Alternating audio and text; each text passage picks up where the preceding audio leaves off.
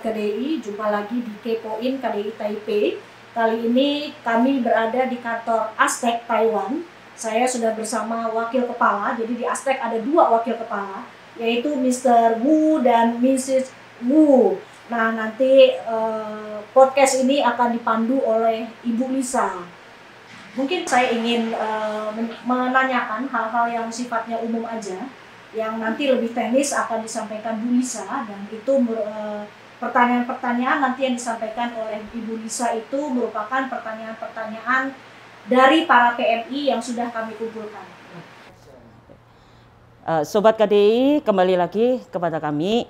Ada pepatah mengatakan tak kenal maka tak sayang. Ya, untuk itu mari kita perkenalan dulu sama kantor Aztec Taiwan yang mewakili saat ini. 不好意思，两位副组长可以先自我介绍。各位印尼的移工朋友们，大家好。我是劳工保险局纳保组副组长吴依婷。那很高兴有这个机会可以在这边跟大家分享有关劳工保险的知识，谢谢。各位在台湾工作的印尼朋友，大家好，我是劳工保险局资灾给付组的副组长吴维阳。今天很荣幸来这边跟大家来说明新上路的劳工职业灾害保险及保护法的相关规定，希望大家能够有这样的权益意识，能够保障自己。Oke, selanjutnya setelah perkenalan dari kedua dari perwakilan dari Aztec, beliau jabatannya adalah Wakil Kepala Asuransi Tenaga Kerja di Taiwan, di daerah Taipei. Nah, beliau bernama Mr. Wu dan yang selanjutnya Miss Wu. Mr. Wu atau Miss Wu, saya ingin menanyakan sebenarnya sejak kapan sih Aztec bagi domestic workers ini diberlakukan? 就是关于那个家庭类的劳保，这个是什么时候开始规定那个家庭类的移工必须要申请的劳保？好的，就是我们在今年111年的5月1号，劳工职业灾害保险及保护法正式上路。那有关我们家事移工在这一次新法里面呢，它是一个强制对象它规定是在第6条，所以呢，我们只要是受雇在那个中央主管机关有合法聘雇许可的雇主的劳工那像家事移工类，它是要强制参加职业灾害保险的。Oke, Sobat KDI, ini merupakan pertama kali berlaku pada 1 Mei 2022 sesuai dengan pasal 6 ayat 1 yang telah ditetapkan bahwa bagi setiap orang yang berusia 15 tahun ke atas diwajibkan oleh pusat otoritas Taiwan diwajibkan untuk memiliki asuransi tenaga kerja, dan ini merupakan wewenang yang harus setiap majikan yang memiliki izin untuk merekrut pekerja wajib untuk mendaftarkan pekerjanya di kantor Aztec. Ya. Yang berikutnya, apa yang melatar belakangi kenapa pekerja domestik sekarang diasuransikan program ini, ikan asuransi? 那这个为什么会新义区？因为家庭类本来是没有劳保，那为什么现在这有规定家庭类必须要报劳保？好，我们新的法就是我们简称灾保法嘛，刚刚有讲5月1号今年正式上路嘛那其实它为了扩大保障所有工作的劳工，在发生职业灾害的时候都可以获得保障，所以在立法的时候呢，也把家庭类的移工也都放进来，当做一个强制对象。也就是说，这些移工未来在工作上，他如果发生了一些职业上的灾害的话，他都会有保险给付的保障。Nah, seperti yang sudah disampaikan sebelumnya, bahwa hal ini dimulai sejak 1 Mei 2022. Apa yang melatar belakangi adalah karena walaupun dia bekerja di domestik atau rumah tangga, itu juga merupakan pekerja. Karena majikan untuk merekrut pekerja yang di rumah tangga, beliau ini tetap harus memiliki izin untuk merekrut pekerja ini dari Ketenagakerjaan Taiwan. Jadi semua pekerja diwajibkan memiliki asuransi kecelakaan kerja ini. Yang berikutnya mungkin kami ingin menyampaikan apresiasi bahwa Aztec Taiwan terus berupaya meningkatkan program-program asuransinya sehingga semakin banyak pekerja migran yang mendapatkan perlindungan bekerja di Taiwan. Nah, Sobat KDI, untuk selanjutnya nanti kita lanjutkan podcast ini dipandu lebih dalam lagi diskusinya oleh Ibu Lisa. 接下来我们感谢劳保局这边，这是真的协助我们印尼劳工，不管是从印尼还是其他的国家，是有的劳保是对大家真的很有帮助，谢谢你们，谢谢。Nah, berikutnya kita langsung aja masuk kepada pertanyaan pertama ya. Pertanyaan pertama ini dari teman kita Suara BMI. Oh ya, sebelumnya kami sampaikan dulu beberapa pertanyaan ini adalah dari teman-teman semua yang ada kita tampilkan di Facebook. Ya, jadi ini bukan pertanyaan dari kita sendiri, tapi pertanyaan dari teman-teman. Nah, ini salah satunya adalah teman kita Suara BMI, juga ada Mbak Rara. Jadi pertanyaannya adalah bagaimana majikan menjalani prosedur penambahan asuransi untuk pekerja migran rumah tangga. 那接下来我们的议题是雇主如何为家事移工办理家保手册。今年新上路的灾保法呢，其实是有规定，雇主呢要在劳工到职跟离职的时候呢，都要办理投保或退保手续。那我们为了让家事移工呢可以落实对于他职业灾害的保障，然后也让雇主可以比较省力哈。那我们劳保局做了一个主动通知跟简便的方式。那我们会运用发展署的一些资料，移工的资料，那我们去比对之后，我们会主动通知雇主。那假设经雇主确认之后呢，这个劳工他是有在雇用的，那其实就是完成家保手续，雇主就不用再另外跟我们申办。对。Ya, dikarenakan ini mulai berlaku ya, tetapi ini terkait dengan kecelakaan kerja. Sekali lagi teman-teman ya, ini kecelakaan kerja, bahwa karena banyaknya sakit yang disebabkan oleh kecelakaan kerja, maka ada pertimbangan dari pihak Taiwan adalah mewajibkan kita semua untuk mengasuransikan kecelakaan kerja ini kepada pekerjanya. Tidak peduli bagai pekerja di pabrik atau yang formal, ini juga akan diperlakukan di domestik rumah tangga. Jadi untuk kedepannya ini merupakan pelindungan apabila teman-teman pekerja yang domestik terutama itu memiliki asuransi terkait kecelakaan kerja. Nah, sekali lagi ya, kecelakaan kerja. Nah, 还有假的。那我再提醒一下，如果说劳工在5月1号以后呢，雇主已经没有雇用了，那可能也请移工提醒一下雇主要帮他做退保手续，就他要来跟劳保局办理退保手续这样子。对对。Oh iya, mungkin ada tambahan sedikit ya teman-teman.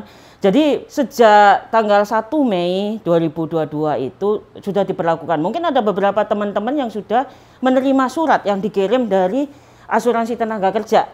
Jadi itu disampaikan kepada majikan. Tapi apabila surat yang sudah diterima itu ternyata pekerjanya sudah tidak bekerja di situ, jadi setiap majikan tolong diperhatikan untuk membatalkan atau menunda, mengembalikan bahwa pekerjanya sudah tidak ada di situ.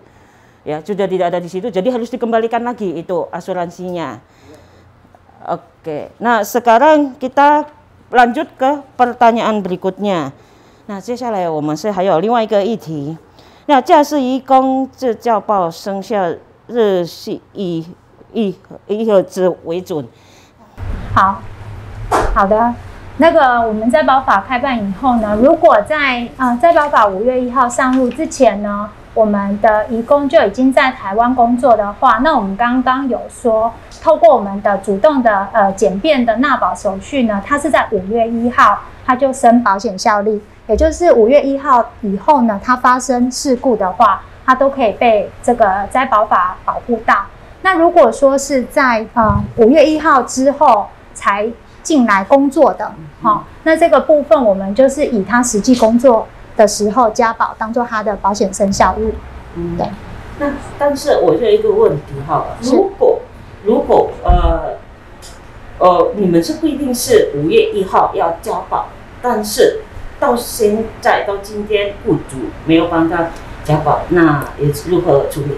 我们刚刚有说，我们就是担心这些雇主不知道新的规定，所以我们是用主动的方式，我们去对了发展署的资料，我们可以知道哪一个雇主又使用了家事的移工，那我们就会把名册给雇主，请雇主确认，如果他确实还有在雇佣这个劳工的话，那原则上他只要跟我们确认，那我们就会帮他做加保了，所以他不用再来办手续。那保险效力就是5月1号就生效。对，所以单子是会直接寄到雇主那里。对。Oke. Ya, untuk pertanyaan berikutnya nih teman-teman, kapan tanggal efektif pertanggungan asuransi bagi pekerja migran domestik? Ya, jadi sejak dibentuknya peraturan ini bulan 5 bulan Mei tanggal 1, jadi di saat itulah mulai diwajibkan untuk setiap majikan mendaftarkan pekerjanya di kantor asuransi tenaga kerja. Nah, tambahan tadi informasi bahwa apabila mungkin ada teman-teman yang bertanya nih, bagaimana kalau sampai sekarang saya belum terdaftar atau belum didaftarkan sama majikan? Itu jangan khawatir, karena dari pihak Astek ada menghubungin pihak tenaga kerja Taiwan, entah itu Depnaker, entah itu langsung Kementerian Tenaga Kerjanya. Nah, di situ akan terdaftar majikan juga pekerjanya. Jadi secara otomatis, secara perlahan, secara bertahap pihak Astek akan mengirimkan surat ke masing-masing majikan. Jadi teman-teman nggak usah khawatir ya.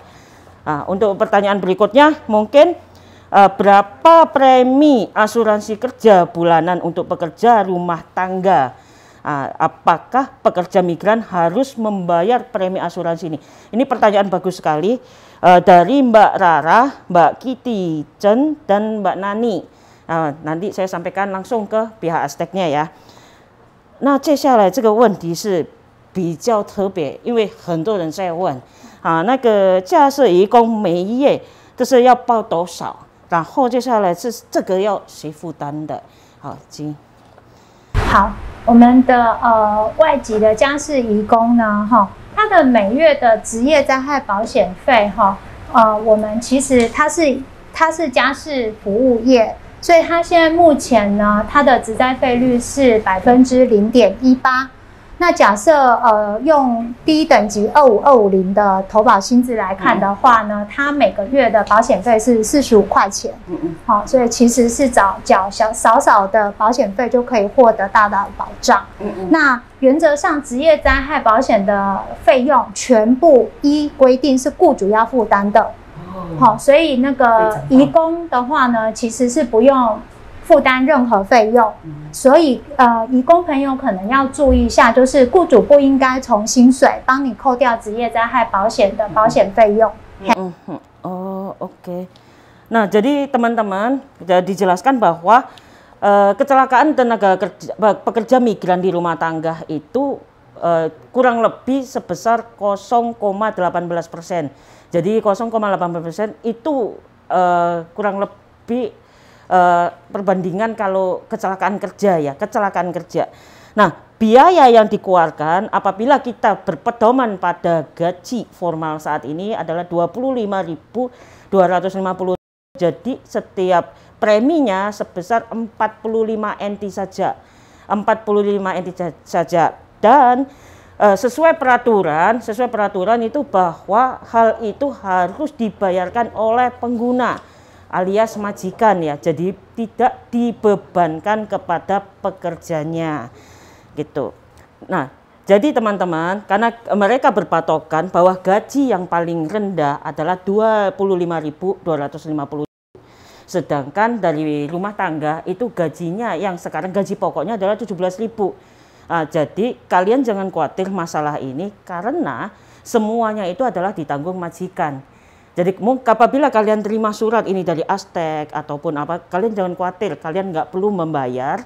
Yang membayar adalah majikan. Terkait mereka bayarnya betul, memang betul ada ada kata-kata dari Mbak Kitijen bahwa apakah itu yang pada bulan 2, bulan Februari, bulan Mei, bulan Agustus dan bulan November, iya itu betul. Ya, jadi tapi kalian nggak usah khawatir karena bukan pekerjanya yang membayar, tapi majikannya yang membayar gitu. Jadi kalian nggak usah bingung. Ya, memang itu suratnya pasti akan 3 bulan sekali akan dikirim ke rumah majikan. Ya, untuk berikutnya kita langsung ke pertanyaan berikutnya ya. Jika majikan bernegosiasi dengan pekerja rumah tangga untuk menaikkan gaji bulanan dan total gaji bulanan lebih tinggi dari gaji asli yang diasuransikan sebesar 25.250, apa yang harus majikan lakukan? Ya, ini pertanyaannya. OK， 那如果雇主提高那个薪资变成是25250的，那雇主如何管理 ？OK， 好，我们原则上呢，我们的家事移工就是按照25250，也就是灾保法的投保薪资第1等级去做加保。那假设如果跟雇主的约定薪资是超过25250以上，那就可以请雇主来填那个投保薪资的调整表，来跟劳保局调整投保薪资。Okay. Nah, untuk saat ini teman-teman mungkin gajinya ada yang 17.000, ya ada mungkin yang tambahan ya jadi sampai 18, 19 bahkan sampai 20. Nah, bagaimana kalau mau disamakan dari pihak majikan mau menyamakan gaji pekerja rumah tangga dengan formal. Nah, di kantor Aztec mungkin bisa minta tolong majikan untuk pergi ke kantor Aztec, mendaftarkan, mengisi formulir bahwa gajinya akan dinaikkan menjadi 25.250 seperti pekerja formal. Nah, di saat dia majikan menulis formnya itu, maka gajinya berlaku kapan? Ya bulan berikutnya. Jadi apabila menulis formnya di bulan Juli, maka akan berlakunya pada bulan Agustus kenaikan gajinya. Nah, untuk berikutnya, 接下来是驾驶移工要如何知道他是否已经被那个加保？好。那我们就是主要是讲一下劳工自己可以查询的管道好了。好，那移工的话，原则上它有3个方式。第一个是临柜，也就是直接人到我们的各地办事处。那劳保局在全台湾有24个办事处。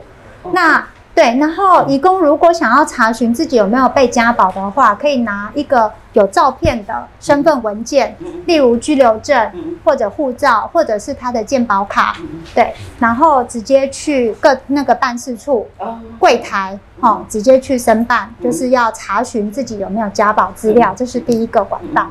那第二个管道是可以来电话，那可以拨0223961266转分机3111，那就会有专人会询问一些问题，确认身份之后，那他可以告诉你是有加保还是没有加保。但是因为透过电话，我们比较不知道是否是为本人，所以如果他要再更细节的问题的话，那原则上就是还要再请他来信。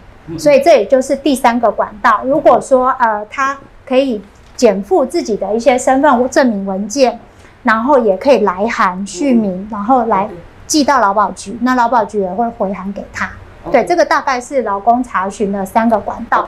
那不好意思，副副局长，就是关于这个老公这部分已经好了吗？那还是这个本来就可以查了。OK， 这些管道都是可以查的。好，我先翻译一下分享给大家。好。Oke. Nah, untuk pertanyaan berikutnya adalah bagaimana pekerja migran rumah tangga mengetahui apakah dirinya sudah didaftarkan di kantor asuransi tenaga kerja.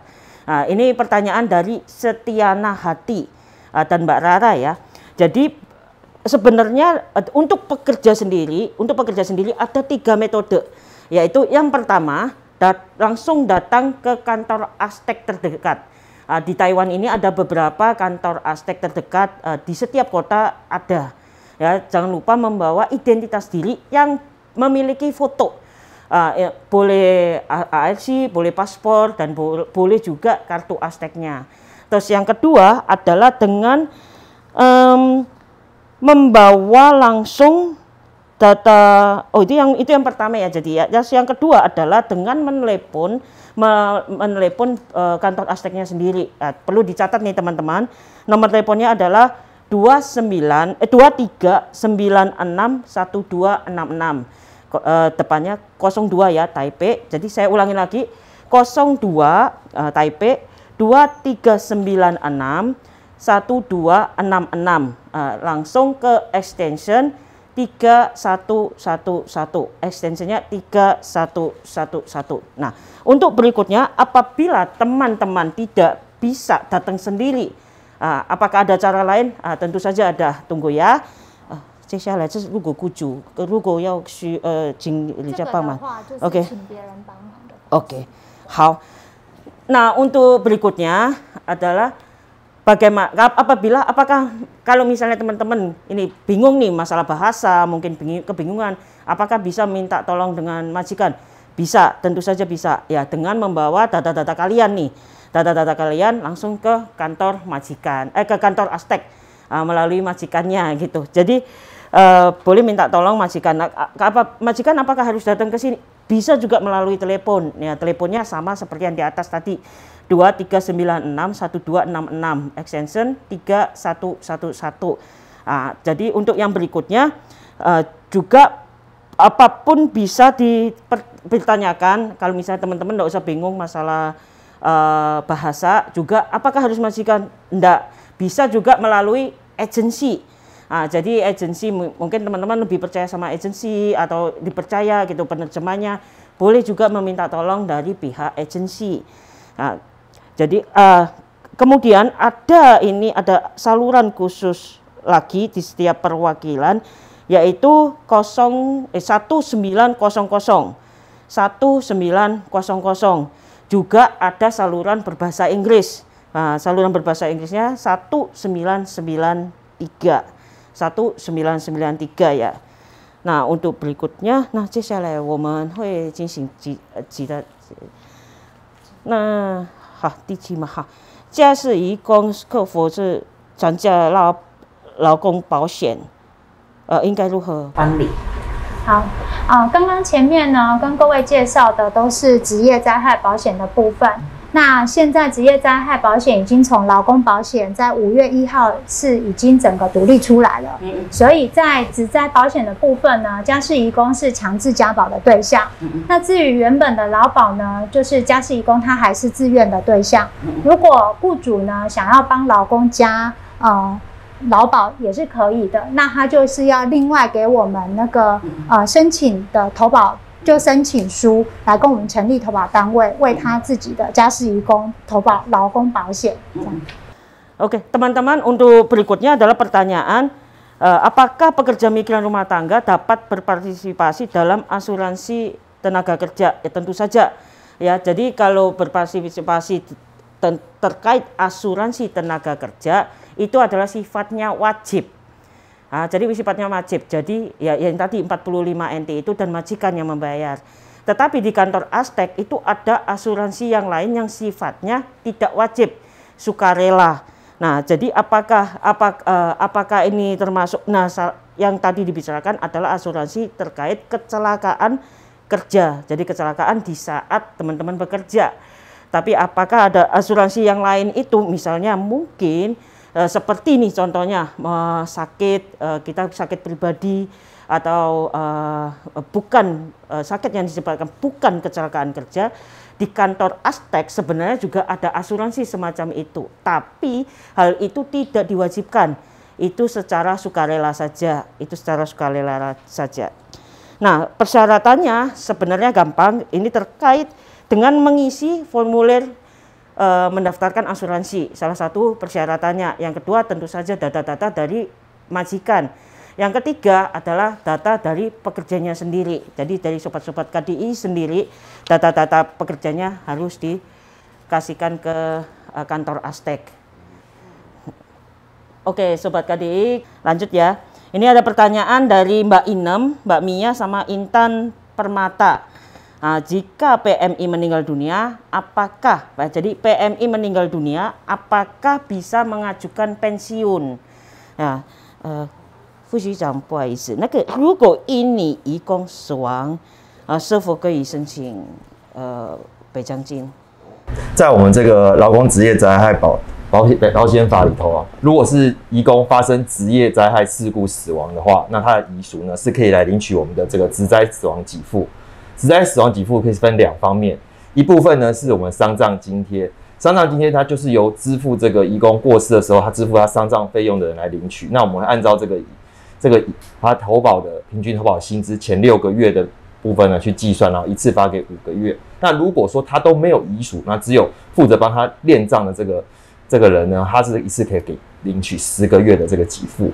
那比较重要的是遗属这边是怎么领取呢？遗属大部分因为这个家事移工都是大部分是5月1号以后才纳入这个保险的话，所以主要都还是适用我们的这个遗属年金。那遗属年金呢，它是由移工的遗属来领取，它有一个顺位，第一顺位呢是配偶跟子女，第2顺位是父母。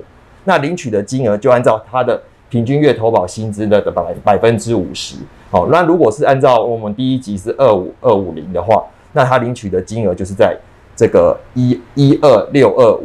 然后呢，同时呢，同一顺位如果有这个2个人以上，每多1个人会加810%，那最多呢加8到20%。好，那这是遗属年金的部分。那如果说这个移工以前98年以前就来过台湾工作，有劳工保险的年资的时候，这个时候他就可以选择说，他要一次领取40个月平均月投保薪资，这是第2种状况，是遗属津贴。那第3种状况呢是，如果说他所有的遗属都不符合请领资格，这个时候也可以领取所谓的遗属一次金，也是一次领取40个月的月投保薪资。Oke,谢谢. Jadi teman-teman, jadi apabila PMI, jadi ini PMI-nya yang meninggal gitu, apakah akan mendapatkan pensiun keluarganya ya? Iya bisa mendapatkan, tapi ada di kecelakaan kerja. Jadi PMI meninggal karena diakibatkan kecelakaan kerja, anggotanya akan mendapatkan santunan kematian ini. Nah, berapa besaran santunan yang dibagikan adalah yang pertama harus diperhatikan.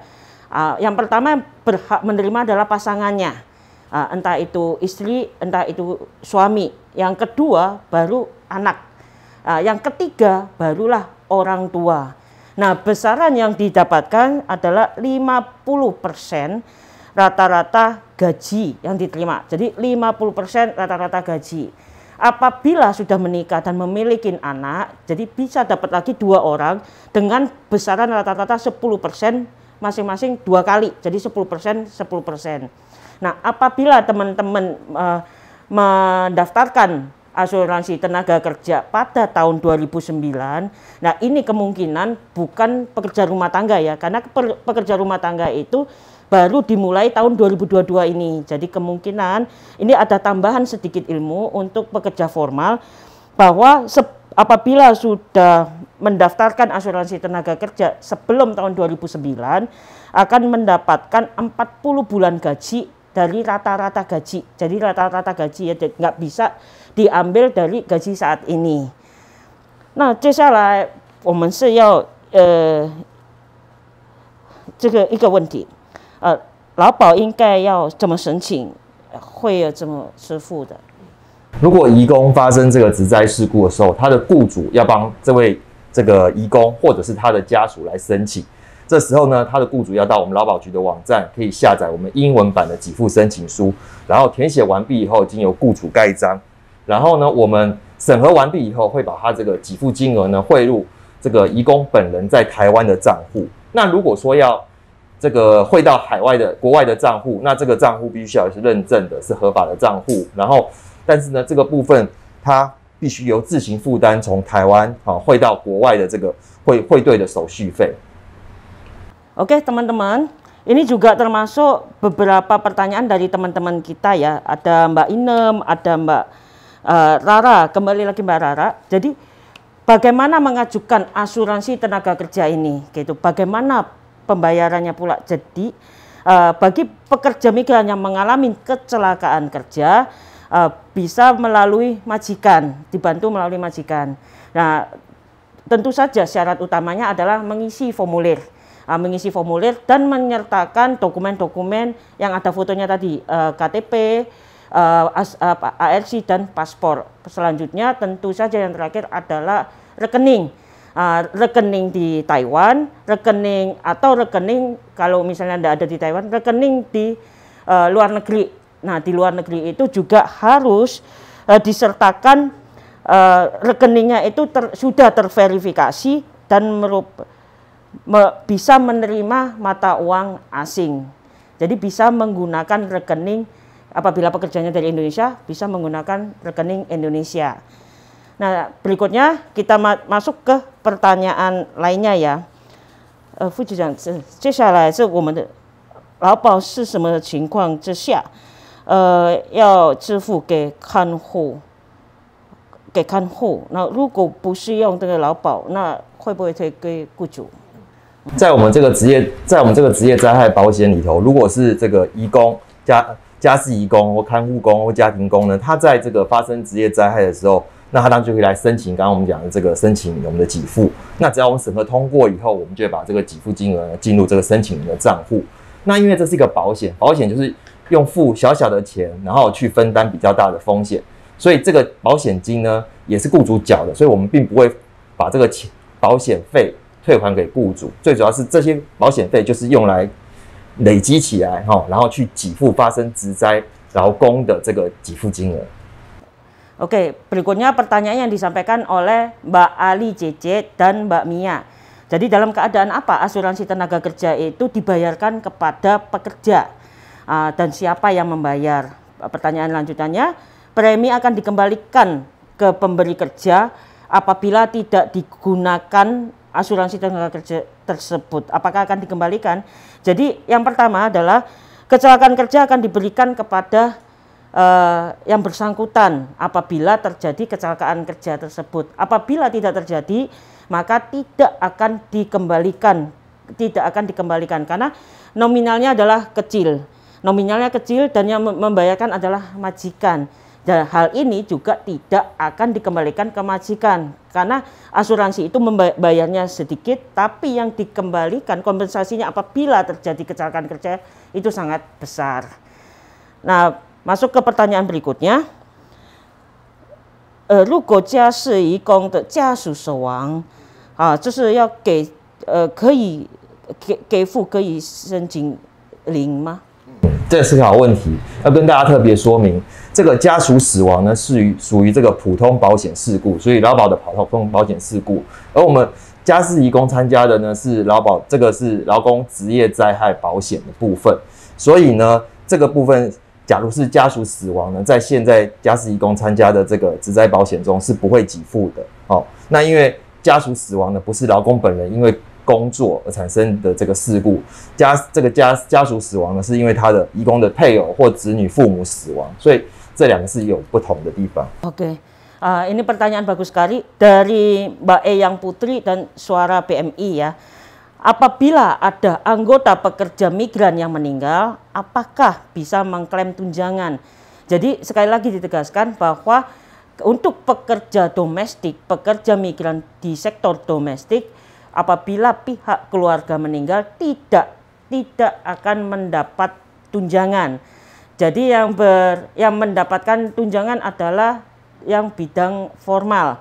Nah, domestik hanya apabila PMI-nya meninggal, yang bersangkutan meninggal, baru mendapat asuransi tersebut. Apabila keluarganya yang meninggal tidak mendapat klaim asuransi tunjangan tersebut. Nah, untuk dokumen-dokumen yang harus disiapkan, tentu saja isi lagi formulir permohonan santunan, fotokopi izin paspor dan dokumen lainnya, akte kematian, dan bukti kekerabatan, bukti kalau hubungan kekeluargaannya. Tapi ini saat ini hanya berlaku pada pekerja migran di sektor formal. Nah, kita lanjut ke pertanyaan berikutnya. Pertanyaan berikutnya ini dari Mbak Rara dan Dea Lovaswit. Dapatkah pekerja migran mengajukan tunjangan jika mereka dirawat di rumah sakit？ 夫妻长，这个问题哈，移工如果住院，他可以申请那个补助吗？是的，这个就是其实移工朋友假如发生这个职灾事故，最可能使用到的给付项目，就是我们现在要跟大家说明的。第一个是伤病给付，那因为职灾而发生这样的事故，不能工作，造成他的薪水领的钱变少了。那只要是在门诊或者是住院，从第4天起就可以来领我们这个职灾伤病给付。那我们这个职灾伤病给付最多，假如他这个病比较严重，最多可以领到2年。那我们怎么给呢？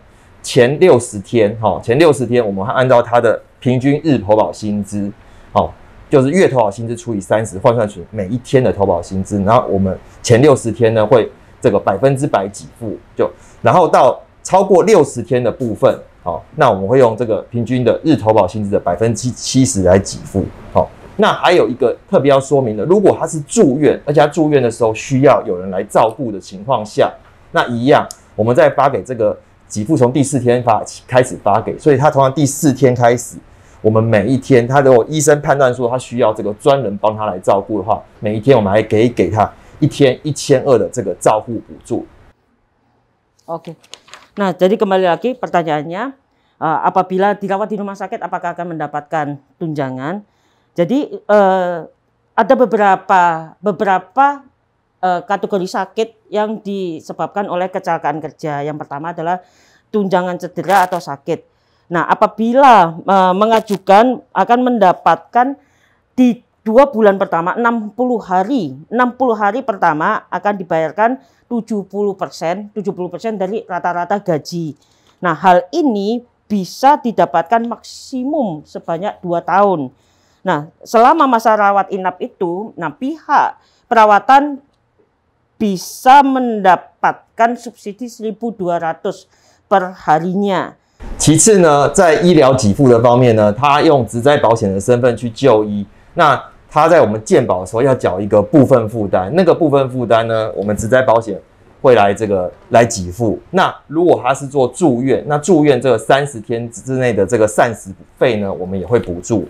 那如果在他刚去这个医院就医的时候没有用职灾身份，事后呢也可以减负相关的资料跟劳保局也可以退还这个他付出的这个部分负担的费用。那如果还有一个特殊状况，就是他发生的这个职灾事故比较严重，要用一些比较特殊的医材。那如果他用的医材，医生认为是健保那种要自付差额，就是健保会付一些基本的费用，但是还有一些额外好一点的部分自己要负担一些差额的这种医材呢。那如果使用这种医材，那劳工或者是雇主呢，先帮他垫付了这个差额以后，那减负了开具了相关的证明文件，那可以再跟劳保局来申请退费。这个是在我们这个给付中一个比较特殊的项目。那第三呢，如果发生这个职灾劳工呢，他比较严重，是有到失能的程度的话，那等他治疗症状固定了，通常大部分状况是治疗满6个月以上，那有些可能更久一点。那这个时候，只要在这个健保的全民健保医院中呢，只要去确认他是永久的失能，那就可以来跟我们申请。我们也会按照我们审核失能给付的标准来判断他的失能等级是怎么样，然后再看是要给他一次性的给付，或者是给予年金的给付。那另外还有一个特别要说，如果他真的发生很严重的职灾，到我们第1等级、第2等级的情况下，他还可以申请我们的失能照护津贴。那这种很严重的失能状况下，他1个月的照护津贴是12400元，那最长会发给5年。那其实还有两种给付项目，一个是失踪给付，那这个家事的移工比较不太容易遇到。那如果说的确发生了这个失踪情况，那家属也可以申请这个失踪给付。那死亡给付在前面有跟大家一开始就说明过，那发生职灾事故呢，有这个可以来申请职灾死亡，那可能是大部分可能是用年金的方式来给付。Nah, dari segi tunjangan medisnya akan bisa dibebaskan biaya selama 30 hari. Ini terkait dengan misalnya nih perawatan. Jadi orang yang merawat, orang yang menjaga apabila dibutuhkan tentu saja semuanya itu dengan rekomendasi dari dokter. Nah, yang ketiga adalah cacat. Nah, dalam cacat ini cacat entah termasuk cacat yang berat dengan kehilangan anggota tubuh ataupun yang merupakan tingkat 1 dan tingkat 2. Jadi dan di situ dijelaskan bahwa pihak tim medis menjelaskan bahwa Anda, teman-teman semuanya tidak dapat bekerja lagi seumur hidup. Maka perawatan itu akan mendapat 12.400 NT per bulannya. Bisa mendapatkan maksimal selama 5 tahun. Tentu saja semuanya itu berdasarkan rekomendasi dari rumah sakit ya, tim dokter. Nah, itu yang paling penting. Jadi kalau misalnya tidak ada rekomendasi dari tim medis, itu akan harus diusahakan dapat rekomendasi dari tim medis itu tersebut ya. Santunan penghilangan. Jadi jika hilang karena kecelakaan selama operasi, anggota keluarga dapat mengajukan santunan tersebut.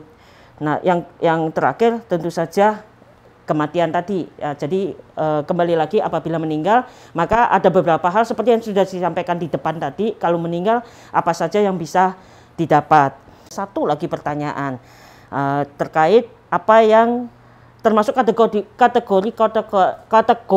kecelakaan kerja yang biasanya terjadi yang lebih berat bagi pekerja migran. Salah satunya adalah kehilangan fungsi kerja, alat fungsi kerja. Nah, mari kita dengarkan penjelasan dari beliau. Nah, 关于那个身份给付呢，就是有简单说明，可以简单说明。好，劳工呢遇到这个职灾事件呢，他经过治疗，然后症状固定以后，然后呢就可以请医院来开立这个失能诊断书，然后来跟劳保局申请，那我们符合我们的这个职业灾害劳工的失能给付标准来进行这个给付。那大致上我们分成两类来说明，一种呢是说他这个失能状态上并没有达到终身无工作能力，那我们就要按照他失能部位的状况，有15等级，1到15等级，给付呢天数从45天到1800天，按照他失能部位的严重性呢给予给付。那还有一种比较严重的，就是说他已经终身无工作能力，譬如整个人已经瘫痪在那里的情况下，那这种情况下，我们就会采用年金的方式，按月来给付他这个年金方式的给付。Oke, Sobat KDI, barusan dijelaskan adalah apabila kita mengalami kecelakaan kerja yang menyebabkan kita kehilangan salah satu anggota tubuh, tapi masih bisa bekerja. Nah, di situ yang paling utama adalah surat keterangan dari tim dokter. Nah, di situ akan ditentukan, dari pihak Astek akan menentukan itu termasuk kategori berapa. Jadi kehilangan salah satu anggota tubuh, tapi masih memiliki kemampuan untuk bekerja. Nah, berikutnya adalah sama sekali tidak memiliki kemampuan kerja. Nah, biasanya itu akan juga sama, harus berdasarkan surat keterangan dari tim medis. Nah, di situ akan baru dimasukkan PMI itu termasuk kategori yang mana dan kategori berapa. Nah, setelah itu biasanya tidak bisa langsung diberikan santunannya, bantuannya hanya diberikan per bulan sampai batas waktu yang tidak bisa ditentukan. Biasanya bisa diberikan sampai yang bersangkutan meninggal dunia. Oke, Sobat KDI, ini pertanyaan terakhir dari Sobat semua. Dokumen, ini yang terpenting nih ya, dokumen apa saja yang harus disiapkan dalam pengajuan tunjangan asuransi ini. 副局长，这个是最后的议题，那大概申请的补助需要准备什么文件呢？是的，和大家说明，我们职灾保险有5种给付，那发生这个事故的时候呢，就按照不同的给付要填写不同的给付申请书，然后最重要是在这个给付申请书呢，要说明一下事故的原因经过，然后经由雇主盖章呢，然后按照各个不同的给付需要附的这些相关的资料来寄给劳保局。那因为这个资料每种给付不太有不同的给付这个减负的资料，那劳保局的网站上面呢有中文的也有英文的详细说明。如果发生这个事故的时候，可以直接上网去查询，会比较清楚。另外呢，跟大家补充说明，万一你减负的资料有不齐全的部分呢，也不用担心，我们劳保局的承办人也会来把通知您把这个相关的资料补正，来完成这个申请程序。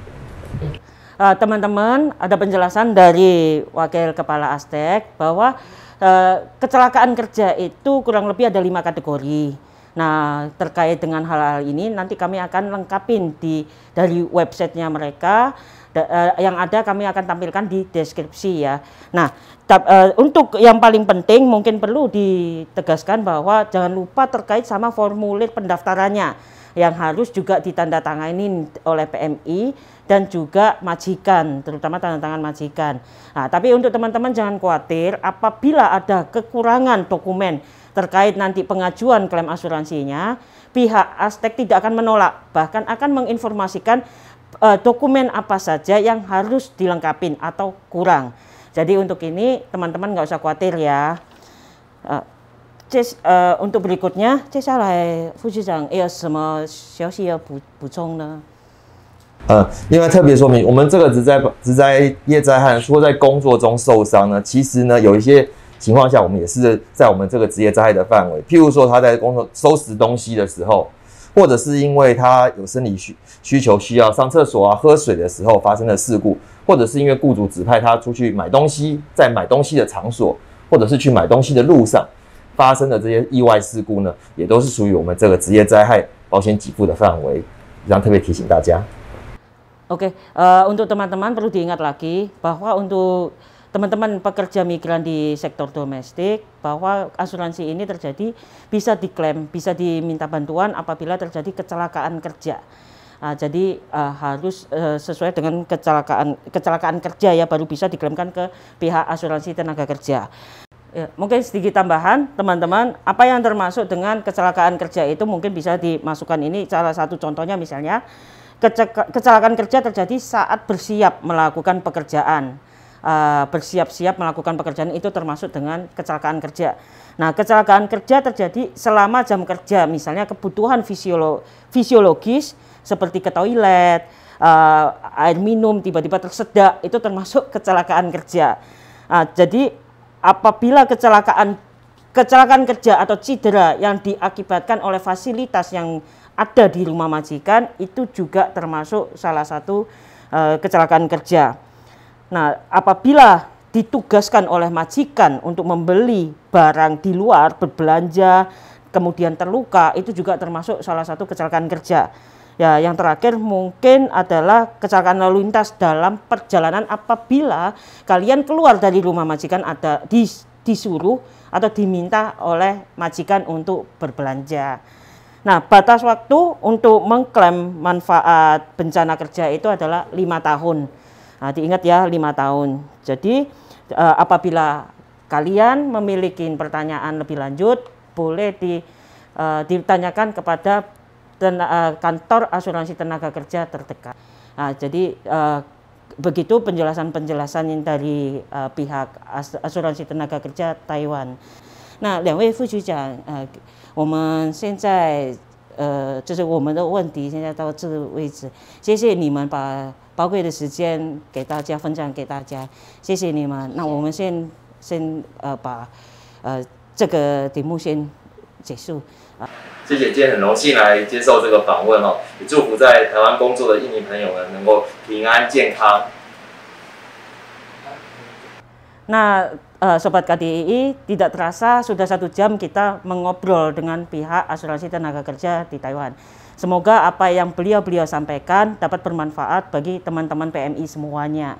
Nah, akhir kata, saya Lisa dan tim kreatif podcast Kepoin KDII, mohon maaf apabila ada kata-kata yang tidak berkenan, dan semoga Sobat KDII semangat dan sehat walafiat. Sampai jumpa di podcast berikutnya. Bye. Bye.